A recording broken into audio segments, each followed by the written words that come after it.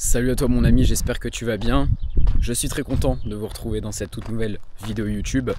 Et je m'excuse par avance si le son n'est pas forcément très bon. Il y a un petit peu de vent autour de moi, je vous filme ça à la Osmo Pocket, mais normalement ça devrait bien faire le job.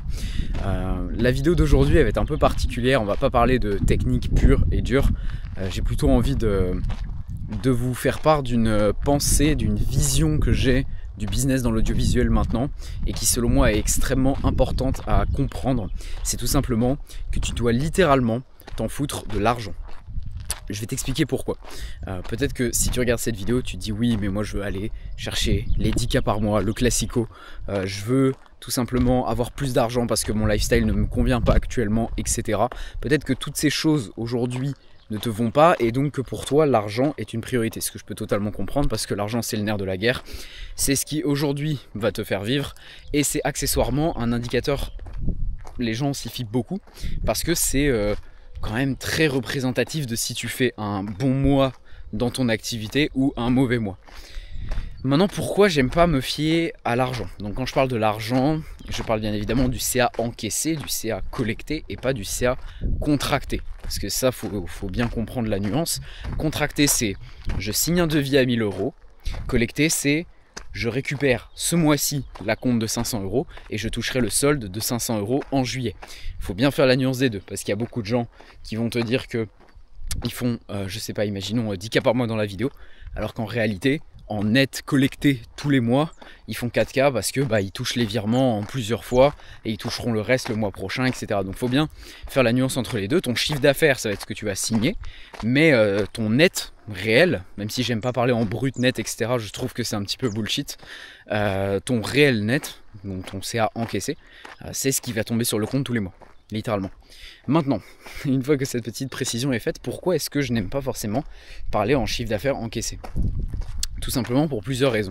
Déjà la première, et c'est pour ça majoritairement je trouve que tu ne dois pas te focus là-dessus, c'est tout simplement parce que tu as d'autres indicateurs bien plus intéressants sur lesquels te pencher aujourd'hui dans ton activité. Ce que j'appelle les indicateurs, c'est ce qu'on appelle plus communément en anglais les KPI, KPI, tu en as peut-être déjà entendu parler, c'est tout simplement les chiffres que tu dois traquer aujourd'hui dans ton activité et qui vont te servir à avoir une analyse des plus objectives sur est-ce que tu fais les choses bien ou pas, est-ce qu'on est bon dans les chiffres, est-ce qu'on est bon dans les pourcentages. Parce que c'est du feedback direct qui va pouvoir t'aider à voir si aujourd'hui tu es dans le bon ou si tu es dans le mauvais. Je vais donner un exemple concret. Imaginons, il y a un mois, tu vas faire 6 000 €. Okay, et il y a un autre mois, tu vas faire 2 000 €.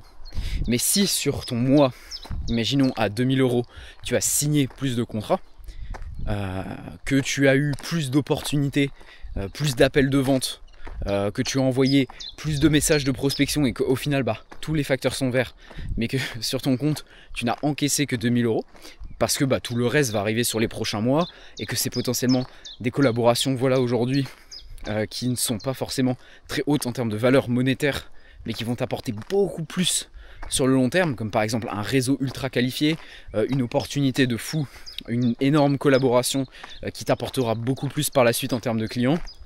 Peut-être que sur le papier, en termes de chiffre d'affaires, t'es pas gagnant et tu peux te dire ah ouais c'est un mauvais mois, alors qu'en réalité c'était un excellent mois et qu'aujourd'hui tu as mis énormément d'actions en place, que dans les chiffres, dans les KPI, t'es full dans le bon, t'es dans le vert, et surtout que toutes les collabs que tu as signées, justement c'est du signé qui va tomber sur les prochains mois et qui va faire que tu vas faire des gros mois.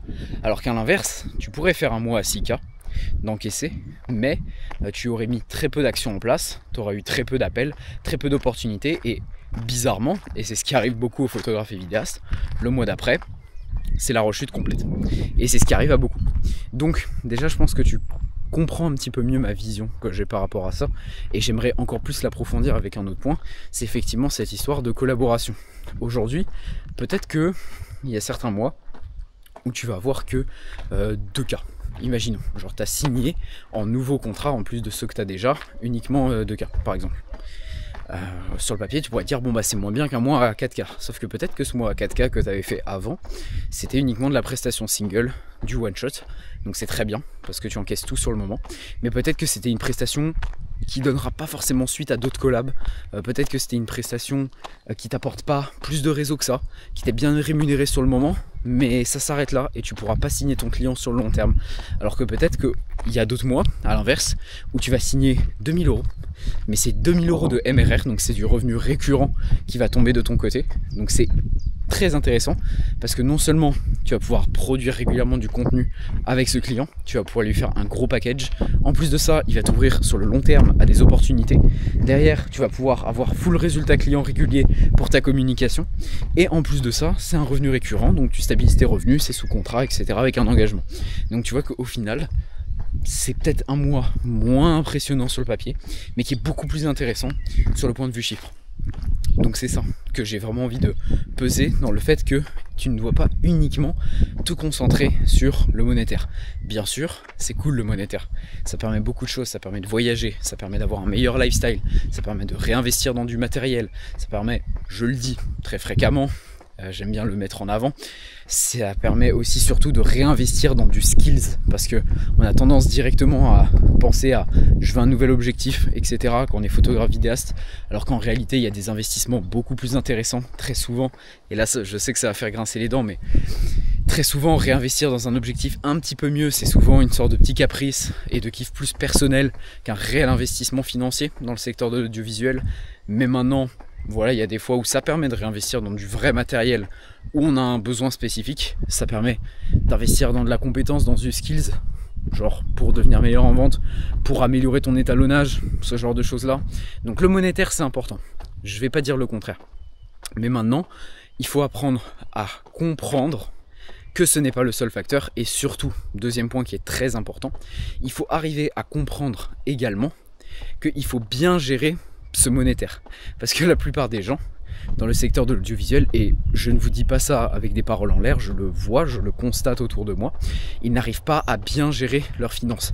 Ils ont des clients qui payent en retard, ils font pas des contrats pro, donc des fois ils ont des impayés, ils peuvent pas récupérer leur argent, ils mettent des dates beaucoup trop larges en termes de plage sur leur devis et leurs factures, ce qui fait que les gens payent un mois, 2 mois une prestation après qu'elle ait eu lieu. C'est pas normal. Normalement tu reçois quasiment tout l'argent déjà avant le tournage avec un gros acompte, et tu dois recevoir une partie qui est aussi importante, qui est littéralement le solde, tout ce qui reste, avant que tu envoies le contenu qui est prêt.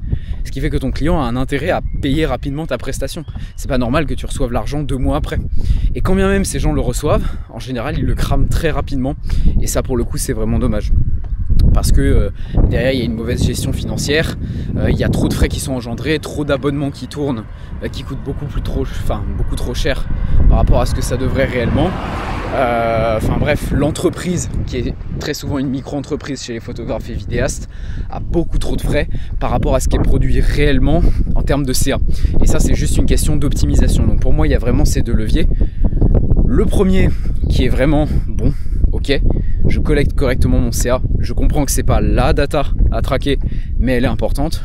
Et le deuxième point, c'est tout simplement que, bien évidemment, il faut apprendre à bien gérer ce monétaire quand même pour que justement on n'y pense plus.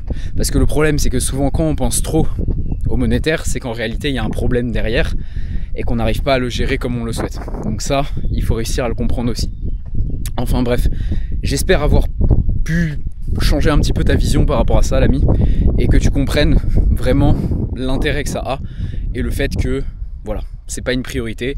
Je vais me mettre de l'autre côté parce que j'ai mes cheveux qui partent un peu en sucette. Que ce n'est pas la priorité tout simplement, et que tu dois te concentrer sur d'autres facteurs qui pour le coup sont beaucoup plus importants que ça. Donc fais bien attention à ce petit détail et tu verras que ça t'aidera quand même à voir un petit peu plus loin dans ton activité. Et justement, si aujourd'hui sur la partie vente t'es un petit peu perdu, tu sais pas vraiment comment t'y prendre, mais tu as envie de progresser pour signer plus de clients réguliers, signer plus de prestations, tu as ma méthode complète qui est 100% gratuite directement dans la description. Donc je t'invite à aller cliquer sur le lien, t'inscrire. C'est un cours, une mini formation gratuite, t'appelles ça comme tu veux, qui va t'aider aujourd'hui à structurer la partie sales de ton activité de photographe et vidéaste. Et bien évidemment, si tu as des questions, tu peux juste me contacter sur Instagram et m'envoyer le mot YouTube, disons, et je pourrais te donner des conseils en plus et t'envoyer la ressource de la méthode complète si jamais tu préfères qu'on fonctionne comme ça. Donc voilà, je t'invite à aller me suivre là-bas, je suis plus actif sur Insta que sur YouTube. Et moi je te dis à la semaine prochaine pour une nouvelle vidéo riche en valeur. C'était Noah, à plus.